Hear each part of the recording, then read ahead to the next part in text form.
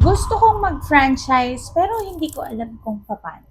Doon muna tayo sa types ng mga franchises. Unang-una is product distribution franchise. Ito yung mga kagaya ng Toyota, car dealership, soft drinks, mga Coca-Cola, mga ganong brands. Mga products siya. Yun yung pina-franchise. Number 2 naman is the business format franchise. Yun naman yung franchise na meron ako. Most commonly known dyan is McDonald's, 7-Eleven, Starbucks, mga business format, yung mga operational nila, yung pina-franchise mo. My business is franchising a pet store. So, grooming, hotel, daycare, pet essentials, pero more of services. Yan. The third is the manufacturing franchise and fourth is the investment franchise. Kunyari, Coca-Cola bottle, yung manufacturing and distributing mo. Thank you so much. Magtulungan tayo so that we will be the next future success stories. Thank you.